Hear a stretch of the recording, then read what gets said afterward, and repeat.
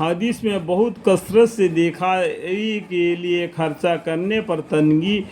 تنبیہ کی گئی ہے جو آئندہ آئے گی۔ یہ ترجمہ اس صورت میں ہے کہ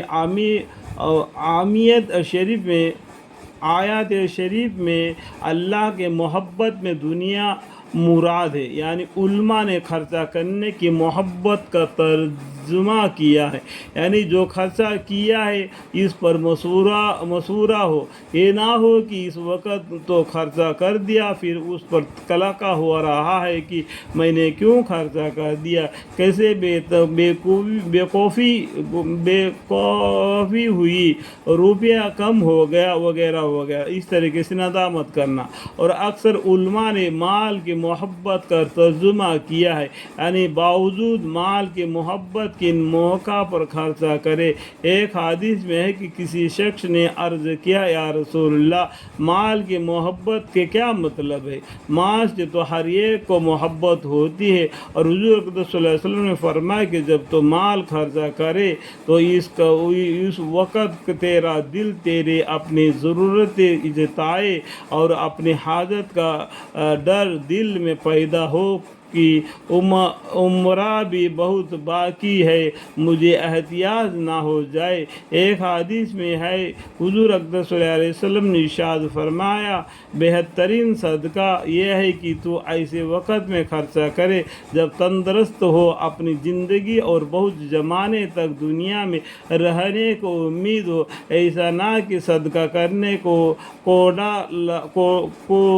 ڈالتا رہے یہاں تک کہ جب دم نکلنے لگے اور موت کے وقت قریب آ جائے تو کہنے لگے کہ اتنا فلانا کا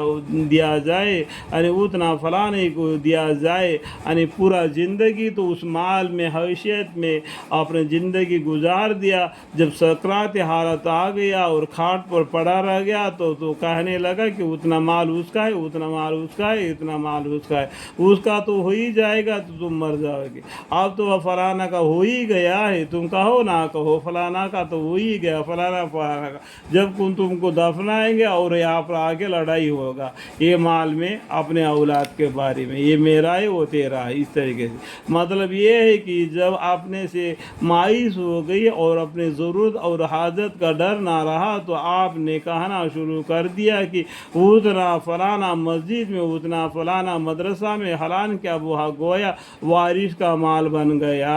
وہ ابھی کیا ہو گیا، وارث کا بن گیا۔ اب علماء کی کان پر نانا جی کی فتح ہے، ابھی کیا ہے، اب حلوائی کی دکان پر اب کیا ہے، پورا مال تو کما لیا، اپنے زندگی میں عیش و حسرت گزار دیا، جب سکرات حالت میں آ گیا تو یہ فلانا مسجد کا ہے، یہ فلانا مدرسہ کا ہے کہا دیا، تو یہ مال اور سب کچھ وارثوں کا بن گیا۔ اب کیا ہے، حلوائی کے دکان میں نانا جی کا فاتحہ ہے، تو خاندان والے کیا کریں گے، لڈو وغیرہ لا کے فاتحہ دے کے لوگوں کو بانٹیں گے، بس یہی رہ گیا اس کے پاس۔ جب تک اپنی ضرورتیں وابستہ تھی تب تو خرچہ کرنے کی توفیق نہ ہوئی، اب جس کو وہ دوسرے کے یعنی وارث کے پاس جانے لگا تو آپ کو اللہ کے واسطے دینے کا جزیہ پیدا ہوا۔ اس واسطے شریعت مطہرہ نے حکم دے دیا کہ مرتے وقت کا صدقہ 1/3 مال میں اثر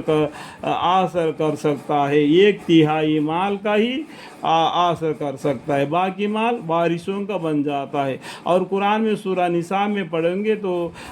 انسان کا جو مال کمایا ہے اس کا حصہ اللہ تعالیٰ نے بتلا دیا ہے، اللہ تعالیٰ جاننے والے ہیں۔ اگر کوئی اس وقت سارا مال بھی صدقہ کر کے مر جائے تو وارثوں کا اجازت بغیر 1/3 سے زیادہ میں اس کی وصیت معترض نہ ہوگی۔ اس آیت شریف میں مال